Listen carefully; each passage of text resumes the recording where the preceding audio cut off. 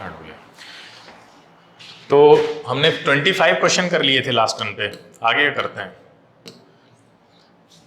Remote क्या होगा? ये रखा है। 26 कितने हो गए थे? किसी को याद है कितने क्वेश्चन हुए थे पिछली बार? हाँ, पहला लेक्चर था ना इसका, दूसरा था पहला था? कौन सा था? पहला था। चलिए, पहला था यार, मुझे लगता है कितने क्वेश्चन हमने कर लिए थे, कुछ याद नहीं है मुझे। ये हो गया था ये वाला? नहीं हुआ था, नहीं हुआ था। बताइए, कह रहा था kinetic energy of a ball of mass 200 gram moving at a speed of 20 centimetre पर सेकेंड।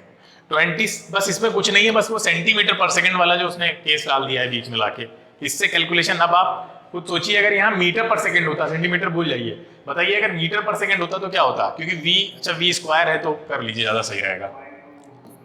हाफ m कितना है? 200 ग्राम है। 200 ग्राम है तो ये 1000 हो जाएगा नीचे। तो कितना है? v स्क्वायर, तो ये हो जाएगा 20 इंटू 20 अपॉन 100 इंटू 100। अब कैलकुलेशन बचा है खाली, कितना होगा? ये तो दोनों कैंसिल हो जाएंगे इससे, ये भी कैंसिल हो जाएगा, ये 2 से कैंसिल हो गया, 4 आ रहा है। 4 वाला ऑप्शन एक ही है ना? 4 वाला ऑप्शन तो एक ही है ना, आगे देखने की जरूरत ही नहीं है भाई। आप एक तरीका भी ये भी होता है ऑप्शंस को मैच कराने का कि आपको मल्टीपल्स पता होने चाहिए, है ना? आप ये बताइए, यहाँ पे इस क्वेश्चन में जो आंसर आता वो 2 के मल्टीपल में आता ना? बोलो, 2 के मल्टीपल में आता नहीं आता? अरे यार, 2 के मल्टीपल में ही तो आएगा। हाफ mv स्क्वायर है और v और m की दोनों की वैल्यू 2 के मल्टीपल में है, ये भी 2 के मल्टीपल में, वो भी 2 के मल्टीपल में। तो क्या आंसर 2 के मल्टीपल के अलावा भी आ सकता है कोई? जल्दी बताओ। नहीं आ सकता। आप बताओ, ये 2 का मल्टीपल है? नहीं है। ये 2 का मल्टीपल है? नहीं है। बोलो, ये है? हाँ है। ये है 7? नहीं है। तो ये अप्रोच भी आपको पता हो अगर, तो सोचिए ऐसे पुअर ऑप्शंस जिन क्वेश्चन में दिए होंगे वहां आपको इतना भी नहीं करना है कैलकुलेशन। आप ये देखिए, आंसर दिमाग चलना चाहिए, थोड़ा प्रैक्टिस होनी चाहिए कि जो ऑप्शन वो आंसर है वो 2 के मल्टीपल में ही आएगा, उसके अलावा नहीं आ सकता। आंसर में देखो 2 का मल्टीपल कौन कौन है। अगर एक से ज्यादा दिए हैं तब तो थोड़ी दिक्कत होगी, कैलकुलेट करना पड़ेगा। लेकिन अगर ऑप्शन में एक ही 2 का मल्टीपल है तो it has to be the answer, है ना? बोलो, चले आगे, समझ गए? तो इसको बोलते हैं मल्टीपल्स के थ्रू आप कैलकुलेट कर सकते हैं। मल्टीपल्स अगर आपको ये पता है, डिविजिबिलिटी रूल पढ़े होंगे ना तुम लोगों ने, और 9 से डिविजिबल, 3 से डिविजिबल, 11 से डिविजिबल पढ़े, बचपन में पढ़े होंगे। तो वो डिविजिबिलिटी रूल बड़े काम आते हैं कई बार हमें, अभी देखेंगे आगे, हम आपको बताते चलेंगे साथ साथ। ये सब ट्रिक्स आपको पता होनी चाहिए कि डिविजिबिलिटी रूल कभी कभी लगा के बहुत तेजी से आंसर लाया जा सकता है, ठीक है? 27 क्वेश्चन नंबर कह रहा है, अब block is throne upward with kinetic energy of 1 joule if it goes maximum height. ये हो गया ना क्वेश्चन? मुझे लगता है पिछली बार हो गया था ये रिपीट हुआ है क्वेश्चन। आगे चलते हैं। Whenever non conservative frictional forces acts, ये भी हो चुका है शायद। कौन सा ऑप्शन होगा इसका? थर्ड होगा, थर्ड होगा, हाँ ठीक है, हो गया, काफी रिपीटेड है। मैकेनिकल एनर्जी में कंजर्व, हाँ हाँ ठीक है, एक्सटर्नल नहीं हो सकते, नॉन कंजर्वेटिव के केस में होता नहीं है। बाकी तो which of the following is not, ये भी कर चुके हैं हम लोग, पावर वाला तो किया था पिछली बार डिटेल में। ये वाला क्वेश्चन भी कर लिया था, याद हो अगर तो। हाँ, और पता है ऐसे जो क्वेश्चन होते हैं इनका डेटा आपको याद रखने की जरूरत होती है। कुछ फैक्ट्स ऐसे हैं जिनको याद रख के काम आसान हो जाता है। अब यहाँ पूछ रहा था कि ये जनरल क्वेश्चन बनाया है इसने, the momentum of a body is numerically equal to kinetic energy. General question है, जनरल क्वेश्चन करके फिर पूछ रहा है वेलोसिटी। इसका मतलब अगर वेलोसिटी 2 होगी तो हम इसको उल्टा करके भी समझ सकते हैं ना। कैसे उल्टा करके कैसे समझ सकते हैं कि तब क्या होगा, के जो है वो पी के बराबर हो जाएगा अगर वेलोसिटी 2 यूनिट्स आएगी। 2 आया था ना आंसर, याद है? इसमें आंसर 2 आया था जहां तक। तो अगर वेलोसिटी 2 यूनिट्स होगी तो काइनेटिक एनर्जी न्यूमेरिकली इक्वल है, इसका मतलब मोमेंटम ऑफ द बॉडी के। तो ऐसे क्वेश्चन से बहुत सारे और क्वेश्चन बनाए जा सकते हैं, इसलिए इनके डेटा को याद रखना हमारे लिए काफी यूजफुल होता है, ठीक है? ये मत सोचिए हर क्वेश्चन में कि हम निकालेंगे बैठ के। निकालना बहुत ज्यादा अच्छी चीज नहीं है, जहां पे टाइम बड़ा फैक्टर होता है, कितनी जल्दी आप क्वेश्चन को करते हैं, ये जहां पे बहुत ज्यादा इंपॉर्टेंस गेन कर लेता है। वहां पे आपको कुछ चीजें याद भी होनी चाहिए, ठीक है? आगे चलते हैं। 2 bodies of mass m at, ये तो कर चुके हैं हम लोग, ये डायरेक्ट बताया था कैसे किया जाएगा, m एट 4m वाला, याद है? आगे अ गर्ल ऑफ मास, ये भी कर चुके हैं यार, क्वेश्चन तो काफी हो चुके हैं, इसका मतलब है या रिपीट हो रहे हैं, ये भी हो चुका था। हाँ, फिर है 2 बॉडीज काइनेटिक एनर्जी 4:1 है, ये बताया था हमने शॉर्टकट इसका कैसे करना है। अगर काइनेटिक एनर्जी 4:1 है तो लीनियर मोमेंटम के लिए क्या करेंगे, क्या आएगा, लीनियर मोमेंटम। लीनियर मोमेंटम याद है, ये आया था 1:4। तुम लोग वीडियो वीडियो वीडियो सभी बच्चों के लिए ये एडवाइस है कि जो वीडियो अपलोड होता है तो उसको एक बार आप 2x पे लगा के देख लिया करिए। वो अगर मान लो 45 मिनट्स का वीडियो है तो 2x पे 20 मिनट्स में खत्म हो जाएगा, 22 मिनट्स में। तो एक बार देखने से क्या होता है कि जब आप, जैसे आपने वाला वीडियो देखा होगा मेरा स्टडी टिप्स वाला जो काफी टाइम पहले आया था, उसमें एक हमने चीज रिवीजन के लिए आपको बताई है कि अगर आप आज जो कुछ पढ़ रहे हैं उसका वीडियो अगर शाम को मिल गया आपको तो बहुत अच्छा है, आप फौरन उसको जो है 2x पे लगा के रात में लेटे लेटे देख लिया करिए। उससे क्या होता है, उसी दिन जो रिवीजन करते हैं आप, वो फिर दिमाग में बैठ जाता है। ये सारी चीजें भी करनी बहुत जरूरी होती है। खाली पढ़ाई करना और कोचिंग कर लेना यही सब जरूर मेन नहीं होता है, मतलब इसी से नंबर नहीं आ जाते हैं। नंबर आने के लिए बहुत सारी चीजें और करनी पड़ती हैं, चीजें रिटेन रहना बहुत जरूरी है। अगर आप बहुत कुछ पढ़ रहे हैं और रिटेन नहीं रह रहा है तो क्या फायदा है इसी पढ़ाई का। तो रिटेन करने के लिए आपको रिवीजन बहुत सही टाइम पे करना बहुत जरूरी है। तो एक रिवीजन उसी दिन बहुत जरूरी होता है करना। अगर कोई वीडियो नहीं अपलोड हो पाया कभी, मान लो, वैसे जैसे ही अपलोड होता है पब्लिक हो जाता है तो आपको वहीं मिल जाएगा।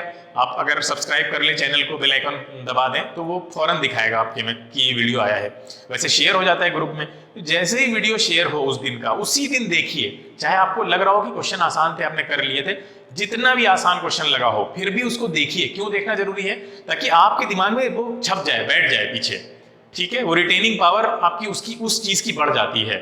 तो क्वेश्चन कितना भी आसान होगा, रिटेन नहीं है तो क्या फायदा। भी ये क्वेश्चन हमने कराया था, पूरा डिटेल कराया था कि, और आंसर मुझे याद है कि यही आया था, 1:4 आया था। इसके लिए हमने क्या किया था भाई, रेशियो दिया था किसका, काइनेटिक एनर्जीज का। इससे फिर हमने क्या निकाला था, मास का रेशियो, फिर वेलोसिटी का रेशियो निकाला था, उधर रखा था, याद है।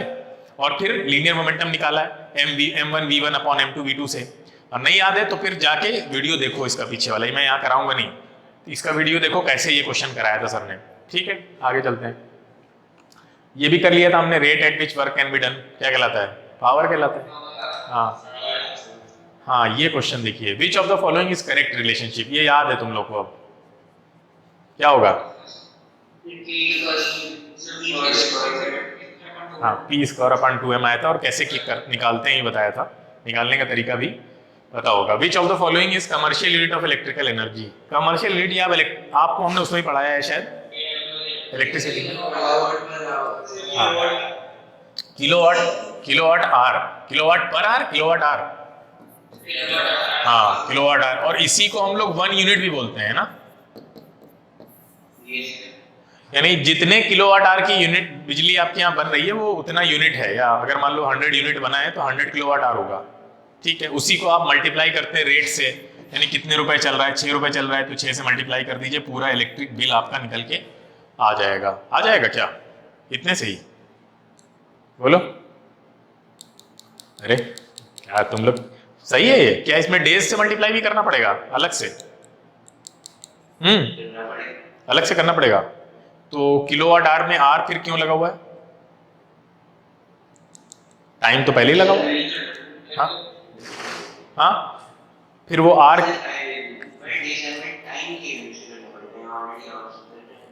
नहीं तो आर तो टाइम ही है ना।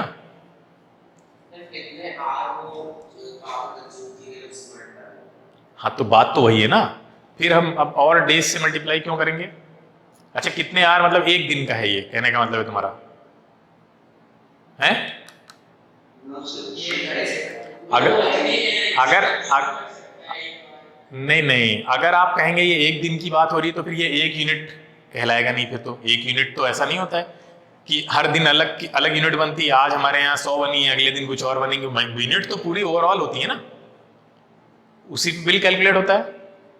अच्छा बताओ, 1 यूनिट अगर यहाँ लिखी हुई है तो आप रेट को इससे डायरेक्ट मल्टीप्लाई करेंगे या पहले डेज को मल्टीप्लाई करेंगे यूनिट को, बताओ। डायरेक्ट मल्टीप्लाई करते हैं ना। हाँ, तो अगर किलोवाट आर 1 यूनिट के बराबर होता है, 1 किलोवाट आर, तो फिर यहाँ पे कोई मतलब नहीं है कि आप फिर डेज से मल्टीप्लाई करें, है क्या? सोच के बताइए। इस पे तो पूरा लेक्चर कराया था हमने आपको, इलेक्ट्रिसिटी पढ़ाते टाइम। चलिए, इतनी छोटी छोटी बातें याद रखा करिए। Which of the following is board of trade unit of electricity. देखो क्वेश्चन को थोड़ा घुमा के पूछ रहा है। अरे आसान है, अभी देखा पीछे। हाँ किलोवाट आवर, हाँ बिल्कुल। थोड़ा सा उसने ऐसे टर्म यूज कर लिए तो earth rotates around sun, mechanical energy of this system is. हाँ और इतनी ये तो आसान है, इससे बड़ी बात है क्यों, उसका रीजन बताओ। अरे यार हम बता चुके हैं रीजन, वर्क एनर्जी पावर पढ़ाते टाइम पे बता चुके हैं, अगर याद हो। हाँ बिल्कुल बिल्कुल। अच्छा कंजर्वेटिव फोर्स लग रहा है, कौन सा? हाँ बिल्कुल सही बात, शाबाश। 41 when a pendulum swings to and fro the mechanical energy of system. आसान है, देख चुके हैं हम लोग। पेंडुलम की मैकेनिकल एनर्जी कंजर्व रहती है ना, बताओ। हाँ अच्छा पेंडुलम वाली क्लॉक देखी होंगी तो वो पेंडुलम को शीशे में कवर्ड करके रखा जाता है, देखा है? क्यों, रीजन क्या है, खोल दें। हाँ बिल्कुल, एयर की विस्कोसिटी या जो ड्रैग होता है उसकी वजह से एनर्जी कंजर्वेशन वायलेट हो जाएगा, है ना। एनर्जी कंजर्वेशन का जो रूल उसके अंदर लगता है वो वायलेशन हो जाएगा। क्यों? क्योंकि वो एक्सटर्नल फोर्स की तरह काम करेगी। एक नॉन कंजर्वेटिव फोर्स है ना वो, फ्रिक्शन पड़ा है, तो ये रीजन है। Work done in moving a body of mass m to increase its velocity from 5 to 8। 5 to 8। अरे गड़बड़ हो सकता है, आप क्वेश्चन करिए, हो सकता है मिसप्रिंट हो, कोई गड़बड़ हो। जूल होना चाहिए था वहां पे। वह मतलब मास है। हाँ हाँ हाँ, m मास के लिए भी हो सकता है, बिल्कुल सही कह रहा है।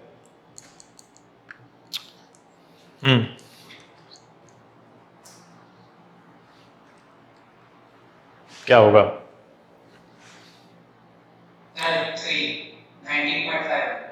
19.5। और बाकी लोग? अच्छा एक चीज देखो, इंक्रीज कितने का हो रहा है, थोड़ा शॉर्ट में चलते हैं। हाँ इंक्रीज कितना हो रहा है? 3 का इंक्रीज है ना, इंक्रीज 3 का हो रहा है। आपको बताया जब वर्क डन होता है तो एनर्जी का चेंज होता है।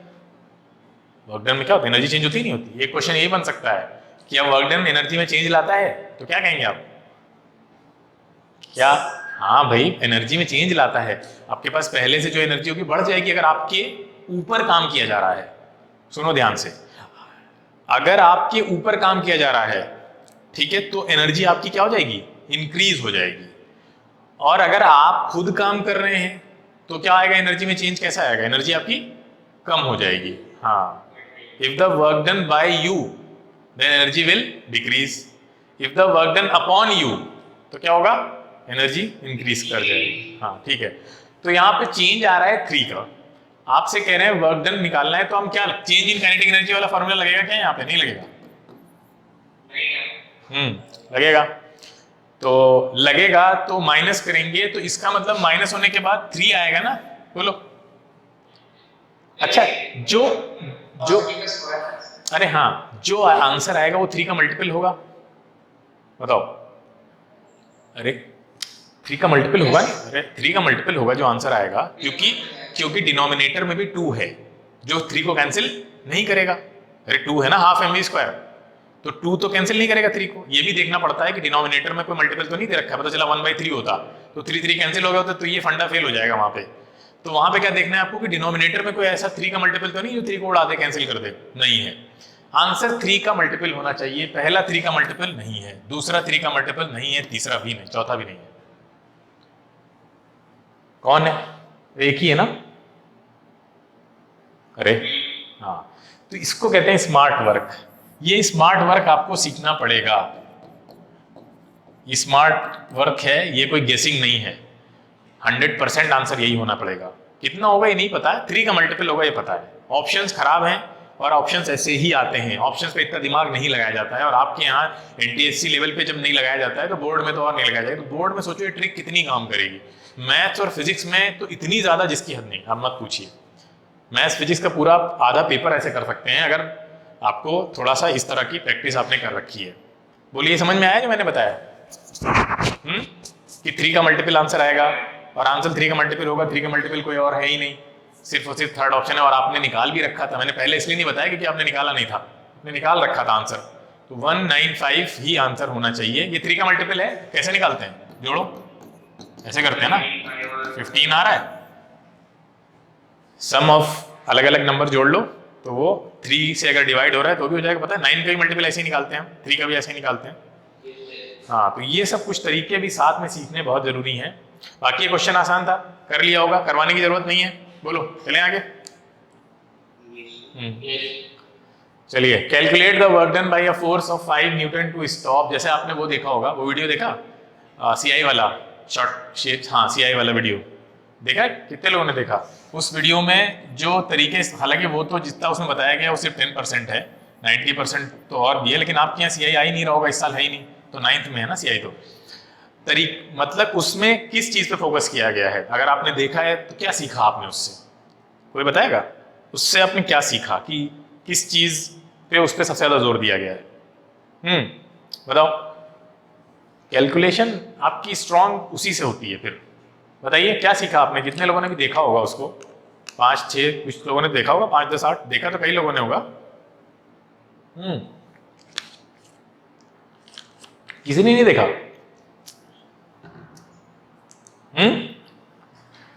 बताइए, ये देखा या पता नहीं क्या सीखा उससे? चलिए देखिएगा तब बताइएगा कि क्या सीखा आपने उससे। ये क्वेश्चन में क्या पूछ रहा है? Calculate the work done by a force of 5 newton to stop a body 1 kg moving on a frictionless plane. ये क्वेश्चन भी कर चुके हैं हम लोग, मुझे लगता है। नहीं किया तो बताइए कैसे लगेगा, क्या आंसर आएगा? वर्क डन है -50 जूल। ठीक है, ठीक है, चलिए आगे चलते हैं। अगर रिपीट है तो, for a body moving with a velocity 2 metre per second on frictionless plane, a force of 2.5 newton is required to maintain its velocity. The power generated by the force will B.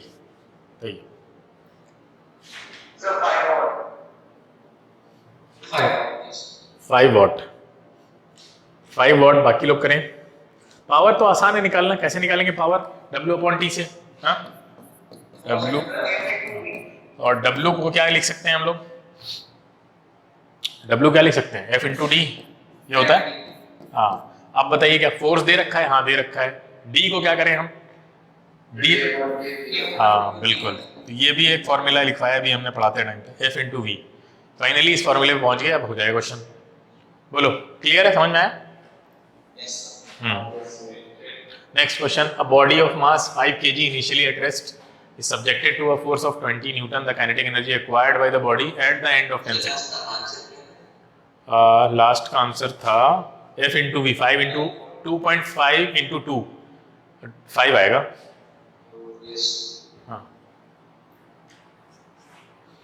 हाँ, kinetic energy 10 second में कितनी acquire कर लेगा पूछ रहा है। पहले rest पे था, पहले रेस्ट पे था।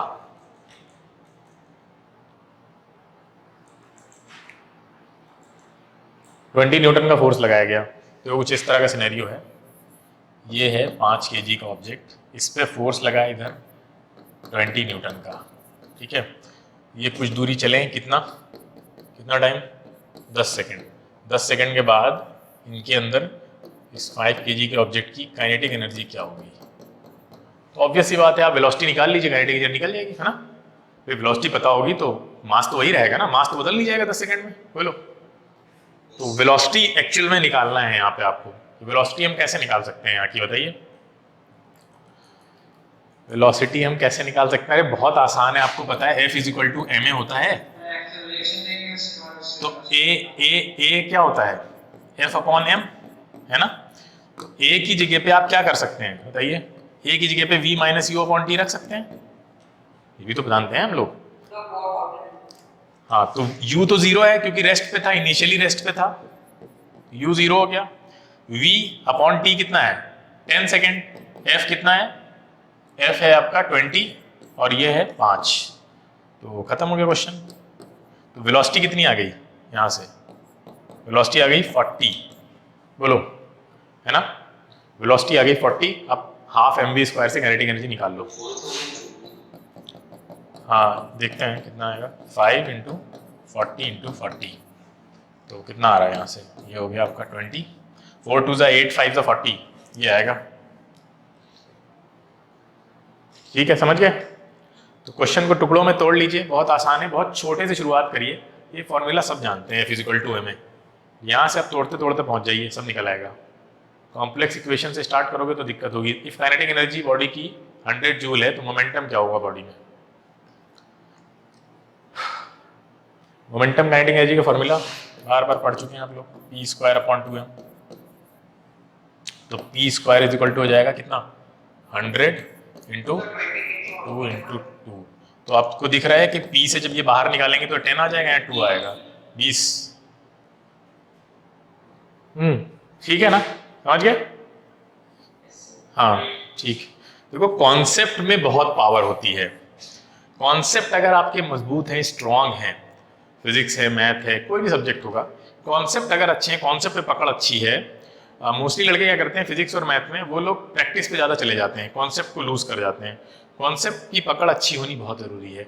अगर कॉन्सेप्ट अच्छा है, हाँ कॉन्सेप्ट को अच्छा रखने के लिए प्रैक्टिस होती है, प्रैक्टिस से कॉन्सेप्ट नहीं आता है।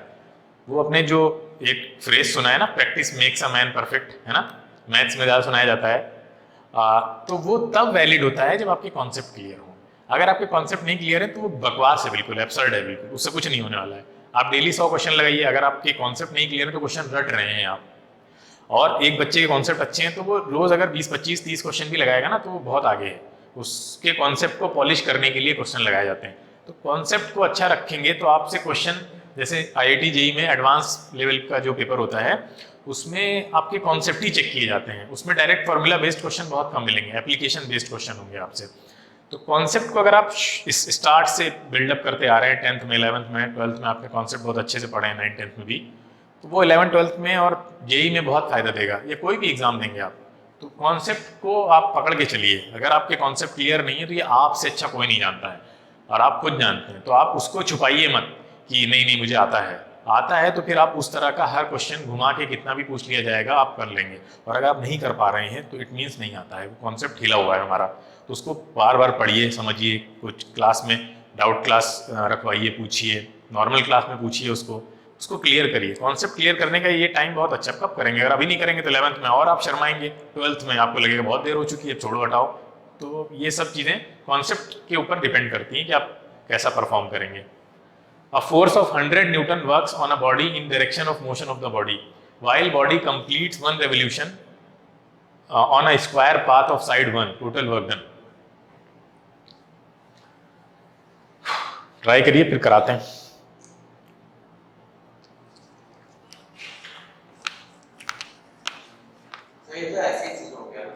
ऐसे ही जीरो हो गया।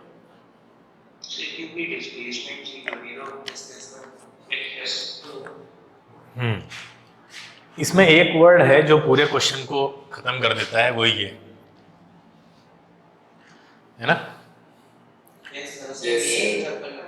हाँ बस यही तो बता रहे हैं, ए ना दे रखा होता तो थोड़ा समझने में दिक्कत होती है कि भाई कितना किया है कंप्लीट रेवोल्यूशन, मतलब रिवोल्यूशन कितने कंप्लीट किए, कह रहे एक ही कंप्लीट किया है। 1.5 होता, 2.5 होता तो थोड़ा कैलकुलेट करना पड़ता ना।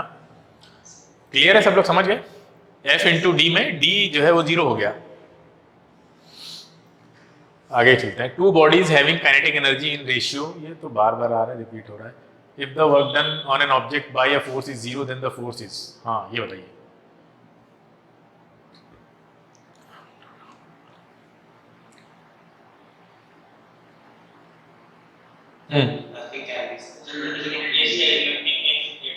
हाँ कुछ नहीं कहा जा सकता, सबसे अच्छा ऑप्शन यही है। If the mass of the car is 1500, क्योंकि क्यों नहीं कहा जा सकता? बाकी बच्चे कंफ्यूज तो नहीं हो रहे ना इसमें भाई? हाँ बिल्कुल बिल्कुल, क्योंकि वर्क डन 0 सिर्फ फोर्स के 0 होने से ही नहीं होता है, ये भाई साहब भी 0 हो सकते हैं ना। तो अगर ये 0 है तो हम ये नहीं कह सकते कि फोर्स 0 होगा ही होगा, बाकी पॉजिटिव होगा नेगेटिव होगा ये हमें पता ही नहीं है कैसा फोर्स है, इसलिए कुछ कहा नहीं जा सकता। चलिए जो cos थीटा होता है डिस्प्लेसमेंट की वजह से कौन सा एंगल होता है इस cos थीटा होता है तो वो हॉरिजॉन्टल कंपोनेंट का एंगल होता है। वो 2 कंपोनेंट होते हैं ना, वर्टिकल कंपोनेंट, हॉरिजॉन्टल कंपोनेंट, जैसे उसमें बताया था, याद है? अरे मोशन में क्या पढ़ा था हम लोगों ने? प्रोजेक्टाइल में, हाँ, तो प्रोजेक्टाइल में हॉरिजॉन्टल मोशन को cos थीटा लेते थे, u cos थीटा थी उसकी स्पीड।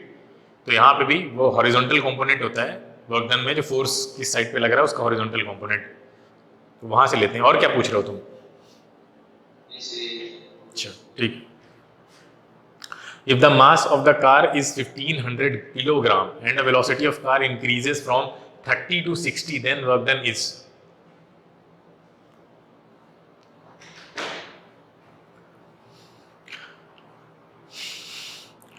अच्छा, क्वेश्चन जो है वो लॉजिकल है, बहुत जल्दी हो जाना चाहिए। हाँ, क्योंकि यार मतलब यहाँ हाँ ये देखिए, मत वेलोसिटी अगर इंक्रीज कर रही है तो इसका मतलब फोर्स वेलोसिटी को सपोर्ट कर रहा है या उसका अपोज कर रहा है? हाँ, तो सपोर्ट कर रहा है तो भी पॉजिटिव के अलावा तो कुछ हो ही नहीं सकता, क्योंकि इन्होंने कोई न्यूमेरिकल वैल्यू तो दी नहीं है यहाँ पे। तो देखते ही ऐसे क्वेश्चन में ऐसा देखिए कि पॉजिटिव चीज, जब भी कोई चीज बढ़ती है तो उसको हम पॉजिटिव वे में ही लेते हैं। तो पॉजिटिव हो रहा है तो वर्क पॉजिटिव के अलावा क्या हो सकता है? कुछ नहीं हो सकता। Work done by a force is negative then when the velocity of a body, हाँ देखिए उसका उल्टा क्वेश्चन पूछ लिया पिछले सवाल, पिछला जो था, हाँ डिक्रीज करेगी। Kinetic energy of an object of mass m moving with velocity v, अरे ये भी आएगा, सोचो ये ऐसे क्वेश्चन भी आए हैं। हाँ, no work is done when, हाँ हाँ ठीक है। If positive work is done on the object it's kinetic energy work done by a frictional force when the body slides over a rough surface, फिसल रही है। अच्छा क्यों नेगेटिव? हाँ क्योंकि फ्रिक्शनल फोर्स है तो अपोजिट ही लगेगा इसलिए। ठीक है। Work done by force of gravity on a box lying on the roof of a bus moving with a constant velocity on a straight road, reason?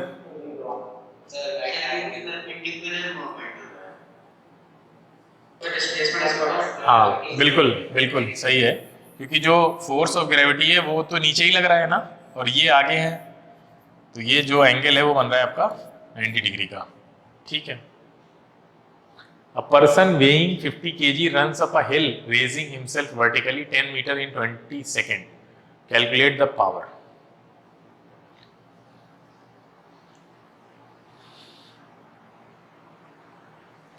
Basic से शुरुआत करो, पावर का फॉर्मूले से। अब आगे बढ़िए यहाँ से। यहाँ क्या चाहिए आपको? T दिया हुआ है, W चाहिए, है ना? None of this. तो W के लिए F इंटू D चाहिए। F कैसे निकालेंगे? D तो दे रखा है? हाँ, F की जगह क्या आएगा? ma लगेगा, तो वो एक्सेलरेशन ड्यू टू ग्रेविटी है, तो ये हो जाएगा 50 इंटू जी को कितना लिया तुमने? 9.8 दे नहीं रखा, वैसे 9.8 ही लेना चाहिए, 10 लिया है। वैसे कोई भी ऑप्शन अगर मैच नहीं कर रहा है आसपास तो कोई दिक्कत नहीं है। डी डिस्प्लेसमेंट है तो फिर 9.8 लेके करिए, 10 दे नहीं रखा ना क्वेश्चन में, हमने बताया ना क्वेश्चन में दे ना रखा हो तो आप फिर 9.8 के साथ चलिए। डी कितना है? 10 मीटर, और टी है आपका 20 सेकेंड, तो ये आपका 0 से 0 कैंसिल हो गया, और यहाँ कितना आ रहा है? 4.9, तो ये आएगा 5 9 सा 40, 5 45, 5 4 सा 20 एंड 24, 245 आ तो रहा है। 245 किस में आएगा? हाँ, तो यही गड़बड़ हो जाती है ना, 10 नहीं लेंगे हम, हमें बताया था जब दे नहीं रखा है तो आप 9.8 लेंगे। 245 वॉट आ रहा है ना? वॉट आ रहा है या किलो वॉट आ रहा है? वॉट आ रहा है। नेक्स्ट है 1 हार्स पावर कितने के बराबर होता है? अब ये गड़बड़ है, देखो यहाँ पे ऑप्शन दो कैसे दे रखे इन्होंने। हाँ बिल्कुल, क्योंकि 746 वॉट होता है और ऑप्शन में इन्होंने दे रखा है 746 किलो वॉट, तो ये नहीं होगा, ये भी नहीं होगा, ये भी नहीं होगा, तो इसको डिवाइड करिए 1000 से, तब पता चलेगा आपको। ठीक है, ये इस तरह से जब आप डिवाइड करेंगे तब ये किलोवाट में चेंज होगा। ठीक है, A load is carried to a distance of 5 meter in the following different ways, in which case the work done is maximum.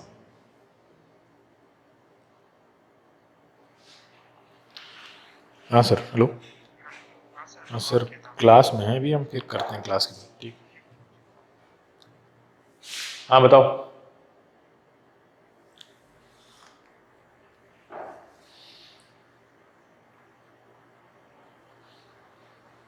Work done maximum.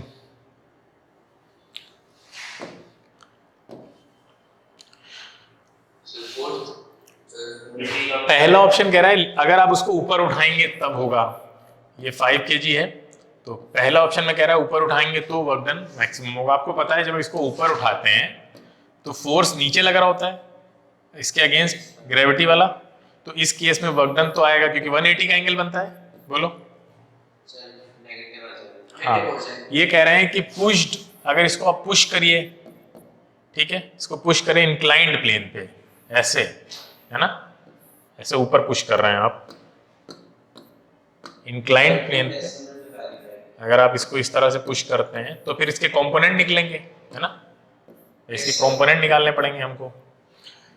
दूसरा क्या, तीसरा कह रहा है पुश्ड ओवर स्मूथ रोलर्स, ठीक है, स्मूथ रोलर पे push कर रहे हैं आप इधर। चौथा है pushed on a smooth plane horizontal surface. तीसरे और चौथे में लड़ाई है, पहला दूसरा तो नहीं होगा। मैक्सिमम वर्क डन किसमें करना पड़ेगा?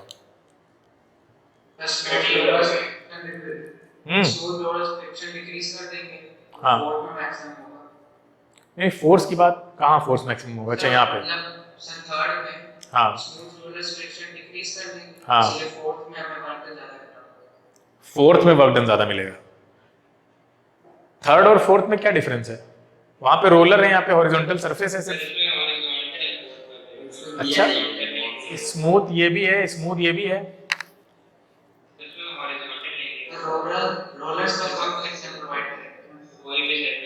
तो थर्ड होना चाहिए ना, थर्ड होना चाहिए। अच्छा, वर्क डन मैक्सिमम कहाँ होना चाहिए? वर्क डन मैक्सिमम कहाँ होगा, किस केस? हाँ, वर्क डन मैक्सिमम के लिए एक तो थीटा 0 हो, पहली चीज। दूसरा क्या, दूसरा डिस्प्लेसमेंट ज्यादा हो, तीसरा फोर्स भी ज्यादा हो। ये हो सकता है, यही तो होगा। तो डिस्प्लेसमेंट कब ज्यादा होगा? जब सामने से कोई फोर्स, रेजिस्टिव फोर्स कम हो रोकने के लिए, ज्यादा डिस्प्लेसमेंट होगा। बोलिए। तो रेजिस्टिव फोर्सेस में पहला दूसरा तो नहीं हो सकता, ठीक है। दूसरे में स्मूथ है लेकिन इंक्लाइंड प्लेन है, तो इंक्लाइंड प्लेन पे तो कंपोनेंट निकलेगा, तो कंपोनेंट की वैल्यू ओरिजिनल से तो कम ही आएगी। बोलो भाई, थीटा ज्यादा होगा ना। आपको पता है कॉस थीटा में क्या होता है, अगर थीटा इंक्रीज करेगा तो कॉस थीटा की वैल्यू क्या करेगी? अगर थीटा इंक्रीज करेगा, हाँ डिक्रीज करेगी। तो यहाँ तो थीटा इंक्रीज कर जाएगा, कुछ ना कुछ होगा। छोड़ते हैं इसको।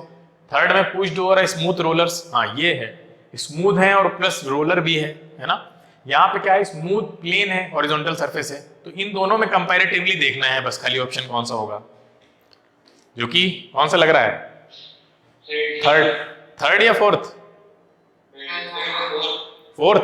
अब कुछ लोग फोर्थ बोल रहे हैं, कुछ लोग थर्ड बोल रहे हैं, डिसाइड कर लो क्या होगा। फोर्थ क्यों बोल रहे हो? क्या ये, हाँ इसमें, हाँ बिल्कुल सही बात है, इसमें इन्होंने हॉरिजॉन्टल वर्ड यूज नहीं किया है। ये कोई भी डायरेक्शन में हो सकता है स्मूथ रोलर, बोलो है ना। हाँ बिल्कुल सही बात। तो यहाँ पे कंफर्मेशन सिर्फ हमें फोर्थ ऑप्शन में मिलती है कि स्मूथ प्लेन हॉरिजॉन्टल सरफेस है। तो लॉजिकल क्वेश्चन था, ऑप्शन एलिमिनेशन से आप निकाल लेते हैं। The momentum of a body is doubled, what is the percentage increase in kinetic energy? Double हो जाए, ये बता चुके हैं क्वेश्चन इस तरह का। डबल हो रहा है ना, तो स्क्वायर में है। अब बताओ, डबल होते ही कोई चीज अगर a से 2a हो गई है तो कितने का चेंज है बताओ परसेंटेज में? 100% का। हाँ, कभी भी याद रखना, मान लो ये चीज एक 2a थी और हो गई वो 6a, तो आपसे पूछे बताओ परसेंटेज वाइज कितना चेंज हुई है, तो 300%। हाँ ठीक है, क्योंकि 3 टाइम्स 300%, 200%। यही गड़बड़ होती है यहाँ पे, ध्यान रखना है। देखो सुन लो ध्यान से, सब लोग समझ लो। कोई चीज कितने टाइम्स हो गई है उतना परसेंटेज इंक्रीज नहीं होता। जैसे 2 टाइम्स है तो परसेंटेज इंक्रीज होगा 100। अगर कोई चीज a से 5a हो गई है तो 500% नहीं इंक्रीज होगा, कितना होगा? 400% इंक्रीज होगा। हाँ, उससे एक कम लेना है आपको, ठीक है। जितना टाइम्स होगा ये उससे एक कम, जैसे 2 टाइम्स है तो उससे एक कम करो, 2 से 1 करो, 100% इंक्रीज हुआ है, ठीक है। तो आप बताइए मोमेंटम डबल हो गया है तो काइनेटिक एनर्जी और मोमेंटम में रिलेशन क्या होता है? मोमेंटम अगर डबल हो जाएगा तो काइनेटिक एनर्जी 4 टाइम्स हो जाएगी, बोलो। अगर काइनेटिक एनर्जी पहले k थी अब 4k हो गई है तो बताओ कितना % इंक्रीज हुआ होगा? 300। हाँ, तो अब आपको अगर ये सब कैलकुलेशन ट्रिक्स आती है तो आप बहुत तेज कर लेंगे, वरना नॉर्मली इसको फिर कैसे सॉल्व किया जाएगा? लिखेंगे आप, है ना, लिख के फिर आगे सॉल्व करेंगे, इसका निकालेंगे उधर का निकालेंगे, फिर आपको पता चलेगा 300% आ रहा है। लेकिन अगर आपको ये सब पता है तो बहुत तेज ऐसे क्वेश्चन हो जाएंगे नॉर्मली, जो बाकी बच्चे उसमें थोड़ा टाइम ले लेंगे, तो ये 300% आंसर हो। 4 के इसलिए कहा क्योंकि काइनेटिक एनर्जी और मोमेंटम में रिलेशन पता है ना, क्या होता है? ये वाला होता है p² वाला। हाँ, तो मोमेंटम अगर डबल हो रहा है तो डबल का मतलब 2p, और 2p का स्क्वायर करोगे तो 4p होगी ना, बोलिए। तो काइनेटिक एनर्जी तो 4 टाइम्स बढ़ेगी, सीधे सिंपली। अगर ये डबल हो रहा है तो ये देखो k रिलेशन होगा, k का डायरेक्ट रिलेशन 4p से होगा, तो काइनेटिक एनर्जी तो 4 टाइम्स हो जाएगी क्योंकि ये स्क्वायर है, समझ गए? ठीक है। 2 bodies of unequal masses are dropped from a cliff at any instant. They have equal, क्या होगा? हाँ, ठीक है, आसान क्वेश्चन था ये। A man with a box on his head is climbing up a ladder. The work done by the man on the box. ये term याद रखना, बताओ। 0। हाँ, नहीं तो 90 डिग्री। हाँ, देखो मैन के सर पे बॉक्स रखा हुआ है तो क्या जब वो चढ़ रहा होगा, जो कि इंक्लाइंड प्लेन हो जाएगा लेडर पे, तो क्या फिर भी वो बॉक्स मैन के साथ 90 डिग्री बनाएगा? नहीं बनाएगा, है ना। तो थोड़ा पीछे हो जाएगा, झुक जाएगा, तो तब एंगल चेंज हो जाएगा, जो भी एंगल चेंज होगा, लेकिन रहेगा तो पॉजिटिव। 180 भी नहीं बना देगा उठा के, जो नेगेटिव हो जाए। क्लियर है? The kinetic energy of a body will become 8। अरे यार, लेडर कौन सीधा चढ़ता है लेडर पे, ये बताओ हमको। लेडर पे सीधा कौन चढ़ता है? कोई चढ़ता है?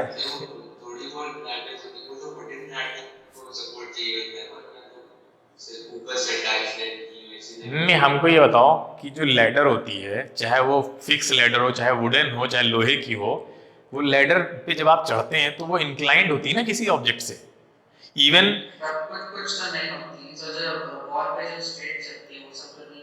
वो भी होती है, कुछ एंगल से होंगी। कभी भी कोई एग्जैक्टली वर्टिकल लेडर कौन सी बनाई जाती है? ऐसी सीधे खड़ी हुई होगी, बताओ। अच्छा, नहीं भी होगी तो जब वो मैन चल रहा होगा तो वो मैन बिल्कुल लेडर के साथ पैरेलल होगा जब चढ़ रहा होगा। अच्छा, जब मैन चढ़ेगा लेडर, कैसे पैरेलल होगा लेडर के साथ? पूरी तरह से एग्जैक्टली पैरेलल कैसे हो जाएगा जब उसके पैर लेडर में फंसे हुए हैं और उसकी बॉडी इंक्लाइंड नहीं बन जाएगी वहां से? देखो ध्यान से सोच के, मैन तो जाएगा। और आपके घर में भी जो स्टेयर्स बनी होती हैं वो भी इंक्लाइंड होती हैं, देखा होगा, इंक्लाइंड ही तो बनाई जाती है जनरली।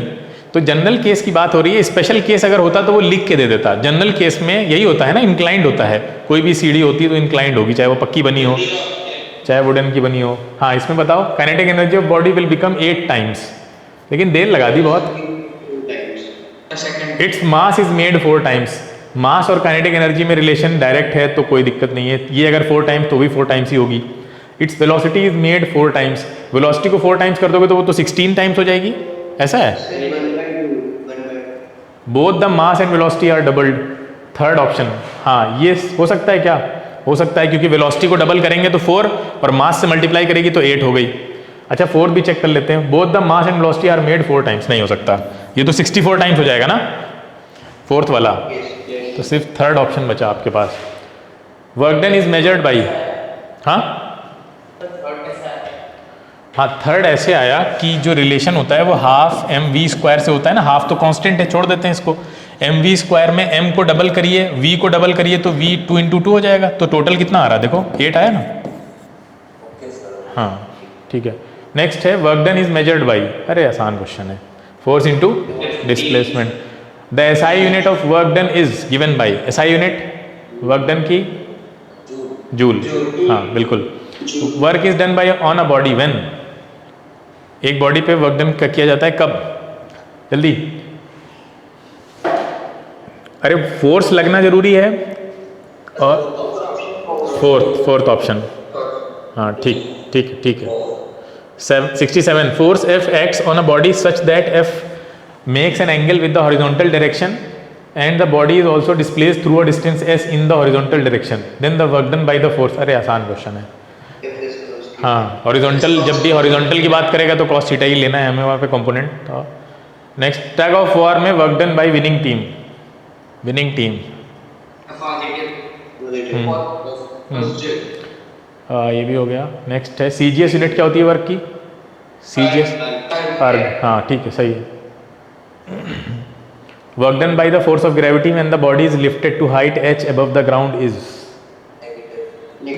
नेगेटिव। ठीक है, ठीक, चलिए बाकी हम लोग नेक्स्ट टर्न पे मिलते हैं, दूसरी क्लास है आपकी। ठीक है, कोई क्वेश्चन तो नहीं किसी का इस चीज़ के रिगार्डिंग, कोई डाउट? ठीक, चलिए। कौन सा क्वेश्चन? ये लास्ट वाला? अच्छा, अभी बताया तो था पीछे, किसी ऑब्जेक्ट को अगर आप ऊपर लिफ्ट करते हैं, ठीक है, तो आप इस पे जो फोर्स ऑफ ग्रेविटी है वो नीचे लग रहा होगा, बोलो, और डिस्प्लेसमेंट ऊपर हो रहा है, डिस्प्लेसमेंट हो रहा है ना h, तो डिस्प्लेसमेंट और फोर्स ऑफ ग्रेविटी के बीच में एंगल कितना है बताओ ये? हाँ, तो cos 180 कितना होता है? -1 होता है ना, तो पूरे से FD सब माइनस हो जाएगा, तो नेगेटिव हो ना वर्क डन। ठीक है, चलिए।